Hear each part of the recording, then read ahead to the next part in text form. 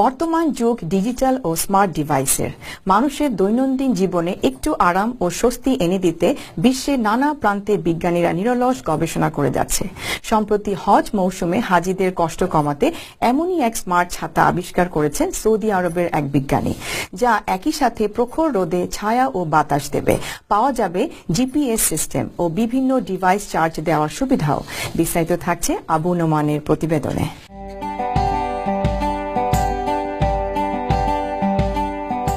মরুভূমির দেশ সৌদি আরবে ভৌগোলিক কারণে সূর্যের তাপ তীব্র। 40 ডিগ্রির উপর এখানকার গড় তাপমাত্রা। হজের মৌসুমে লক্ষ লক্ষ হাজির ভিড়ে গরম বেড়ে যায় আরো বহুগুণ। প্রচন্ড এই গরমে হাজিদের স্বস্তি দিতে চেষ্টার কমতি নেই সৌদি কর্তৃপক্ষের।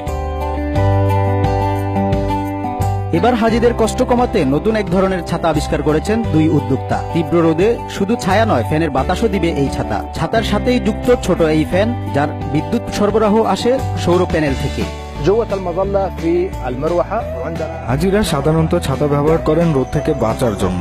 আগে কেউ ভাবেনি ছায়া ছাড়া অন্য কোনো সুবিধা পাওয়া যায় ছাতার মাধ্যমে।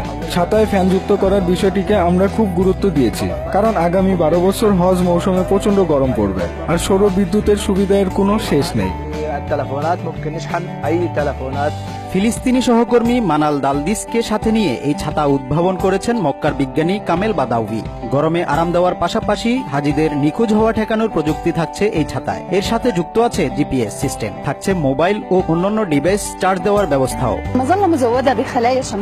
সোলার প্যানেলে তৈরি হওয়া বিদ্যুৎ জমা থাকবে ছাতার হাতলে। এতে ফ্যান, লাইট ও জিপিএস এর জন্য আলাদা আলাদা সুইচ রাখা হয়েছে। জিপিএস চালু করলে সহজেই সঙ্গীদের সঙ্গে যোগাযোগ করতে পারবেন হাজিরা, একে অপরের অবস্থানও জানতে পারবেন। অনেক কাজের এই ছাতায় যুক্ত করা হয়েছে বেশ কয়েকটি সোলার প্যানেল। দুই উদ্ভাবকের প্রত্যাশা শুধু হাজিদের মধ্যে নয়, বরং বিশ্বের অন্যান্য দেশেও জনপ্রিয়তা পাবে এই ছাতা। Abu Noman, TVN24 news desk.